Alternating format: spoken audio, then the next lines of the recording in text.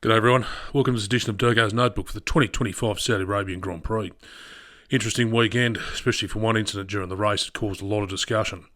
Anyway, pull up a pew, sit back, relax and enjoy the show.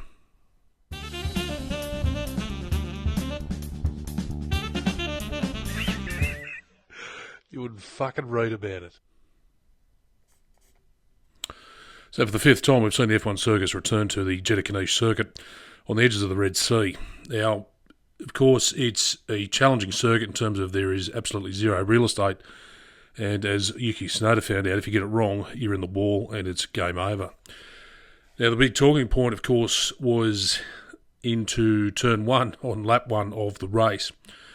Now, I'm not taking sides here. I'm not taking Piastri's side. I'm not taking Max's side. I'm not trying to defend either of them. I'm looking at it from the racing incident that it was, and I believe going into turn one, Max just absolutely screwed up the start. He had a shit start, and Piastri was there to just jump all over him like a cheap suit. And it paid off for Piastri because he went into the corner.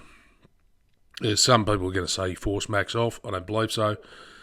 I think Max just went for a gap that was diminishing, and it didn't work out for him. Of course, he had to go off the edge of the circuit.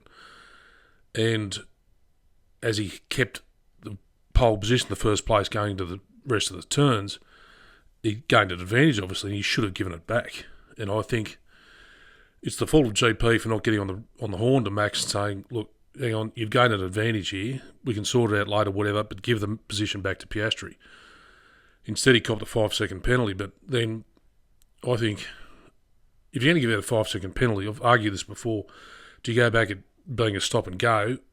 You don't get any pit stop advantage at all, but I suppose that becomes a much harsher penalty instead of being delayed for 5 seconds before the mechanics can touch the car. But that's a whole other debate. But I think it was a fair penalty that Max got. And it was just a stupid move that he didn't give it back.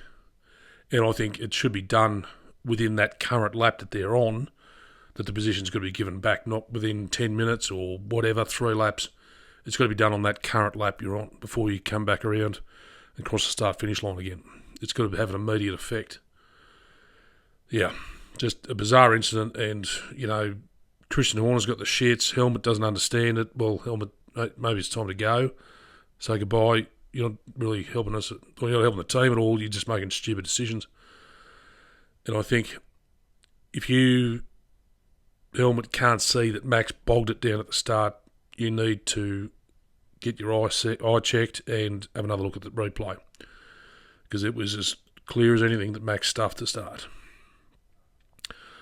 So overall, it was a good result for Williams. I mean, they came out with another 6 points, so it was good for them. And obviously, Sainz is starting to get used to the car and the Williams garage that they provide for him.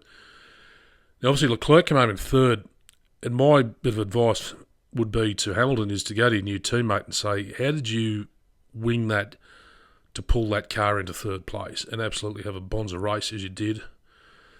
Because obviously, whatever Hamilton's doing with Ricciardo, his engineer, isn't working as yet after 5 races. And he might need to have a sit down with Leclerc over the desk at Maranello and say, right, where am I going wrong with my car set up that you get it right and you can pull apart him, which is what I want to be doing. Because he's seeing red for the wrong reasons. Now, obviously, Alonso is having an absolutely shit season. Hasn't scored a point yet, and I believe he's off contract at the end of the year. He's had his time at Aston Martin, and I'm sure he doesn't want to keep going on forever because he's got nothing to prove if he can't get anywhere. But my question is, obviously, Verstappen is under contract till the end of 28 with the Red Bull Racing, but there is a clause there to say that he can get out if he's third in the championship by the end of the season. And the way that things are looking, I'd say Oscar's bang on to take the driver's title, even after 5 races. We've still got 19 to go. But I wouldn't surprise me if Alonso was to retire.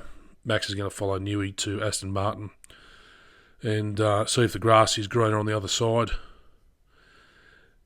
and to go to another team and walk away from Red Bull, because I think it's beginning to look like a sinking ship.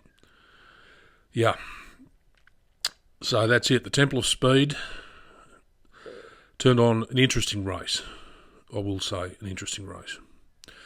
So the sad news is, in 2 weeks' time we go to Miami, which is, as you all know, my most hated circuit on the current calendar. It's just a joke. It is shit. There's nothing exciting about it. And I actually dread watching it. So, yep. We go from the Temple of Speed to the Temple of Boredom. That's my thoughts. Anyway, thanks for watching. I'll talk to you in 2 weeks after Miami. Bye-bye.